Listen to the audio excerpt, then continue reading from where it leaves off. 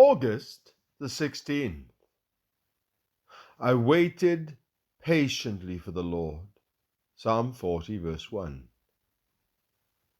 Waiting is much more difficult than walking, for waiting requires patience, and patience is a rare virtue.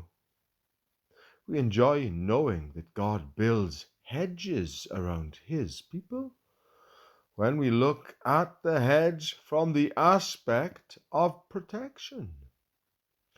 But when we see it growing higher and higher until we can no longer see over it, we wonder if we will ever get out of our little sphere of influence and service, where we feel trapped. Sometimes it is hard for us to understand why we do not have a larger area of service, and it becomes difficult for us to brighten the corner where we are. But God has a purpose in all of His delays. The steps of a good man are ordered by the Lord. Psalm 37, verse 23. Next to this verse, in the margin of his Bible, George Muller made this note, and the stops too. It is a sad mistake for someone to break through God's hedges. It is a vital principle of the Lord's guidance for a Christian never to move from the spot where he is sure God has placed him until the pillar of cloud, Exodus chapter 13, verse 21, moves. From Sunday School Times. Once we learn to wait for the Lord's leading in everything, we will know the strength that finds its highest point in an even and steady walk.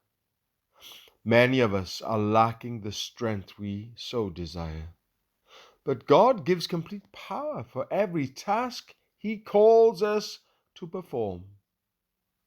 Waiting, keeping yourself faithful to His leading, this is the secret of strength. And anything that does not align with obedience to Him is a waste of time and energy. Watch and wait for His leading. Samuel Dickey Gordon. Must life be considered a failure for someone compelled to stand still, forced into inaction, and required to watch the great roaring tides of life from shore? No. Victory is then to be won by standing still and quietly waiting. Yet this is 1,000 times harder to do than in the past, when you rushed headlong into the busyness of life. It requires much more courage to stand and wait, and still not lose heart or lose hope.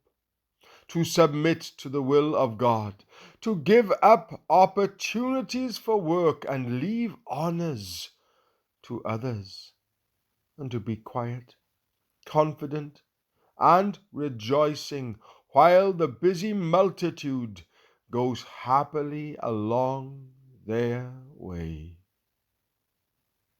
The greatest life is after you have done everything to stand.